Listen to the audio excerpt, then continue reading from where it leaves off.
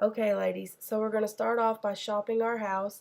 I personally went with this Sephora Play Box because I really like the striping details on it, and I knew it would add a little something to the character on this particular perfume bottle. Mind you, those are quotation marks going in the air right there. Um, I decided to go with black to really match my theme in my room. And once you have that painted, you're probably going to want to do 2 coats just to make sure it's good and opaque, and then it is time to let it dry. While it's drying, you can go ahead and paint the part that's going to hold the nozzle. This is just a foundation lid that I had laying around. I'm just painting it black. You can paint it whatever color you want. You can match your box however you want to do it.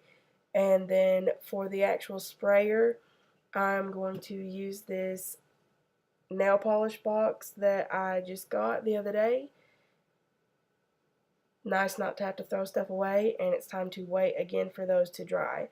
But while they're drying, just go and print off some Chanel perfume bottle labels, and you're going to want to make sure that it's about the right size to fit on your box. Then you're going to take your Mod Podge and glue them down in place. I put mine right in the center and just lifted up the sides so that I could make sure that it stayed in the center. You want to make sure to get the edges really good so that they don't flip up on you. And then after you get it all pressed down and get all the bubbles out, it's time to move on to the other side. Alright, after this step, you can totally, just leave it as it is. I chose to go ahead and add a coat of Mod Podge over the top of it just to make sure I lock it in there and it's not going to go anywhere. And then I also decided to cover the entire black part of the box with the Mod Podge as well. This way I can put my glitter on there. You don't have to use glitter. This was completely optional, but I personally really like the sparkle, and I just wanted a light dusting of glitter, but how much glitter you put is completely up to you.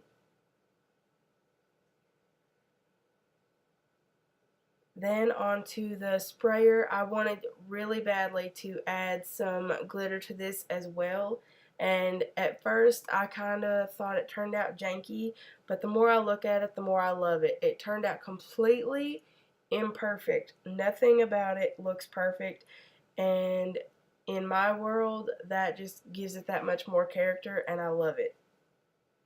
All I did was take the glue and paint some stripes on the box. Don't get me wrong, I did try to keep them pretty, close together in size and stuff. But as you can see, the distance apart from each other did not work out. If I was to do it over, I would probably start with my center line first and then work my way out. But you learn as you go.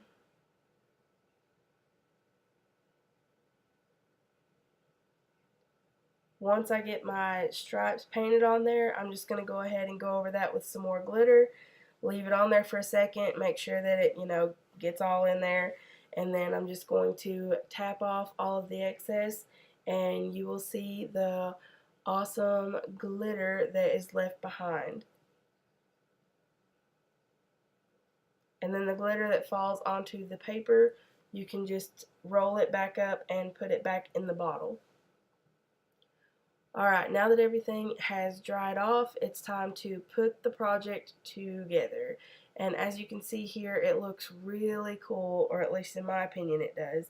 So I'm going to be using this glue gun, and again I have a protective piece of paper under there just to make sure that my work surface doesn't get destroyed. You're going to want to put glue all around the bottom rim of that foundation lid, and then just glue it right in the center of your box.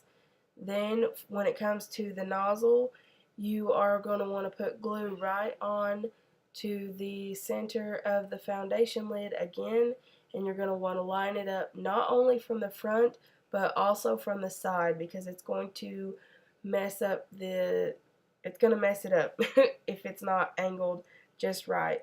You can see here I'm making adjustments as necessary.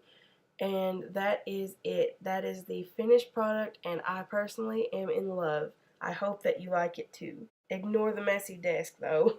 It's a work in progress. By the way, I don't think I mentioned this. You do want to make sure that you protect any surface that you are working on, and you're going to be working with a glue gun, so be careful just not to burn yourself. I do not want to be responsible for anybody burning themselves. Just be safe, guys. Always, always be safe.